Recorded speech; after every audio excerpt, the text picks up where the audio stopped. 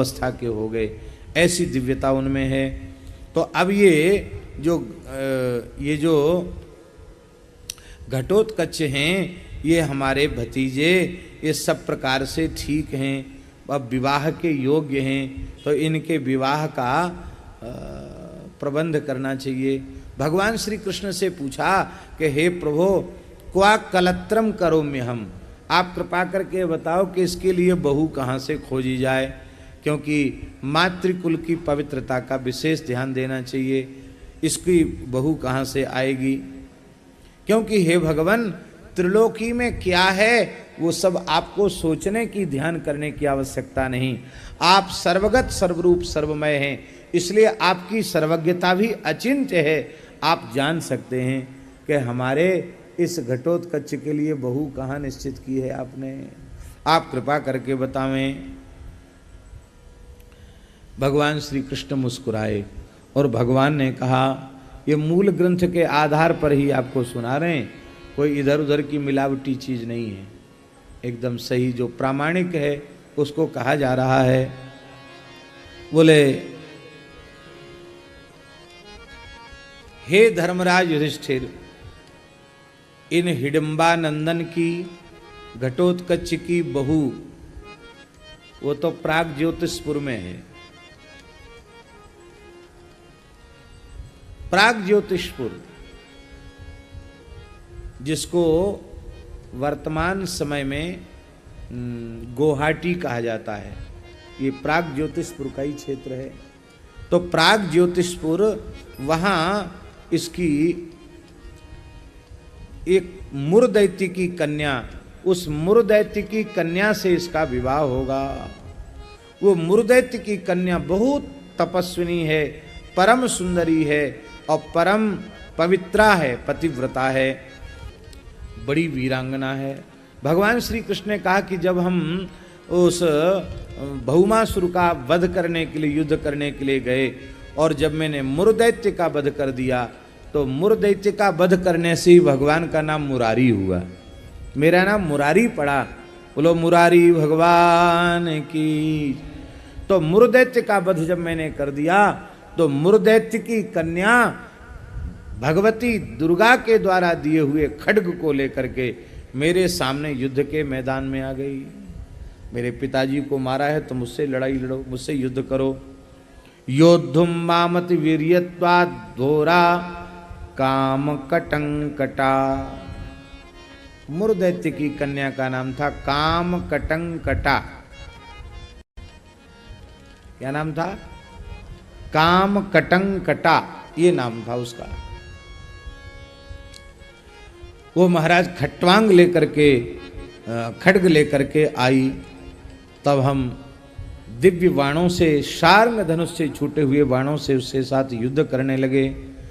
तो मेरे दिव्य बाणों को भी उस दिव्य खड्ग से उसने टुकड़े टुकड़े कर दिया। और इतना ही नहीं, अपने दिव्य खड्ग से गरुड़ जी के मस्तक पर प्रहार किया, तो गरुड़ जी महाराज मूर्छा में चले गए।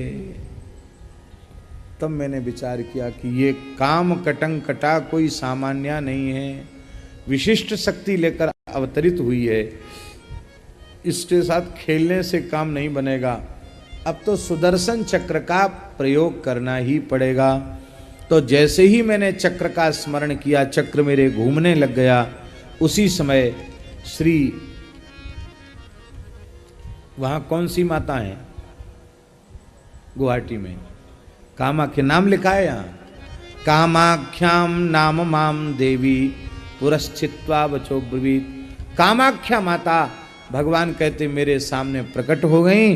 अब प्रकट होकर के कहा, भगवान इस कन्या का वध न करें, ये दिव्य कन्या है, ये दिव्य कन्या है, और मैंने ये जो खड्ग दिया है, ये जब तक हाथ में लेकर रहेगी तब तक इस ब्रह्मांड में कोई भी देवता असुर सुर इसे जीत नहीं सकता है, मेरा वरदान है इसको। बुद्धिर प्रतिमा चापी, इस कन्या में अप्रतिमा बुद्धि है। संसार में इसके जितनी तीव्र बुद्धि और किसी कन्या में नहीं है, इतनी तीव्र बुद्धि है। और शक्तिश्च परमारणे, ओ युद्ध में महान शक्ति उसको प्राप्त है। देखो बहुमासुर को आपने मार दिया, मूर्खावध कर दिया, सेनापति मूर्खावध कर दिया, किंतु 3 दिन 3 रात लगातार युद्ध करते हुए हो गए, लेकिन काम कटंग कटा का आप कुछ भी नहीं बिगाड़ सके। अब देखो गरुड़ जी की ये हालत हो गई। भगवान ने कहा कि भगवती कामाख्या देवी आप कहना क्या चाहती हैं? बोले हमें यह कहना चाहती हूं कि इस विशिष्ट कन्या को इसीलिए उत्पन्न किया गया है कि किसी विशिष्ट महापुरुष को ये अपने गर्भ में धारण करे, और वो विशिष्ट महापुरुष हैं श्याम बाबा। क्योंकि संसार की सामान्य कन्या इस महान तेजस्वी भगवत स्वरूप अंश को धारण नहीं कर सकती है। इसलिए ये बहुत बड़ी योजना है। इसको मार, इसका वध कर दोगे आप सुदर्शन चक्र से कथनचित, तो वो योजना अधूरी रह जाएगी। इसलिए आप युद्ध बंद कर दो। भगवान ने कहा हम तो बंद करें, पर ये लड़ना बंद तो करें। हम हथियार ना उठावें, वही लड़े तो हमारा बड़ा नुकसान होगा। बोले ठीक है, हम इसको समझा बुझा देते हैं। तो भगवती कामाख्या देवी ने प्रकट होकर काम कटंकटा का आलिंगन किया, और आलिंगन करके कहा, हृदय से लगा करके कहा कि अरे भद्रे सुमंगले काम कटंकटे, तुम युद्ध मत करो इनसे। क्यों? बोले इसलिए युद्ध मत करो कि एक तो ये साक्षात परब्रह्म परमात्मा नारायण मायाधिपति माधव हैं, दूसरे तुम्हारे ससुर। अरे तो हमारे ससुर कैसे हो गए? हमारा तो विवाह नहीं हुआ। अरे बोले होने वाले ससुर, क्योंकि इनकी बुआ के पुत्र जो भीमसेन हैं, उन भीमसेन के पुत्र घटोत्कच के साथ तुम्हारा विवाह होने वाला है। भीम नंदन के साथ तुम्हारा विवाह होगा। तो जब भीमसेन तुम्हारे ससुर हुए हैं, तो क्या कहेंगे उनको? हम तो हिसाब जोड़ना जानते नहीं हैं। कौन से ससुर हुए? फफिया ससुर कहते, क्या कहते हैं? एक ममिया ससुर होते, फफिया ससुर होते, जाने क्या क्या होते हैं। फूफा वाले भी तो ससुर होते हैं कि नहीं? तो ये श्री कृष्ण जो है वो ममिया ससुर हैं, क्योंकि वसुदेव जी मामा लगते हैं पांडवों के।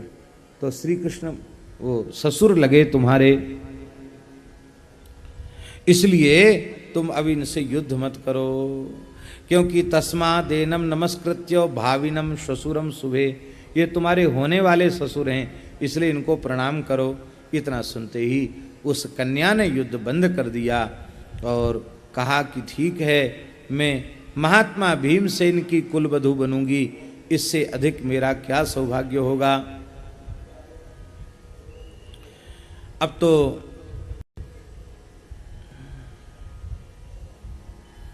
भगवती कामाख्या देवी ने कहा कि देखो बेटी, अपने पिता के प्रति तुम्हें शोक नहीं करना चाहिए। एक तो तुम्हारा पिता कायर की तरह नहीं मारा गया, वीर गति को प्राप्त हुआ। दूसरी बात, साक्षात भगवान नारायण के हाथ से उसका उद्धार हुआ, तो सीधे गोलोक गया है, सीधे भगवत धाम गया है। तो तुम्हें अपने पिता के प्रति शोक नहीं करना चाहिए। देखो ये जो भगवान श्री हरि हैं, श्री कृष्ण हैं, इनकी महिमा बड़े बड़े देवता, बड़े बड़े ऋषि मुनि महात्मा भी नहीं जानते, तो मोहित हो जाते हैं। इसलिए तुम इनका पूजन करो। अब तो प्रसन्न होकर के काम कटंकटा ने भगवान के चरणों में प्रणाम किया, और प्रणाम करके वह चली गई अपने महल में। और हे युधिष्ठिर, हम वहाँ से फिर लौट करके द्वारिका आ गए। तो ये पुराना इतिहास है। मेरे सामने कामाख्या देवी ने कहा था कि भीमसेन के पुत्र का विवाह इस कन्या से होगा।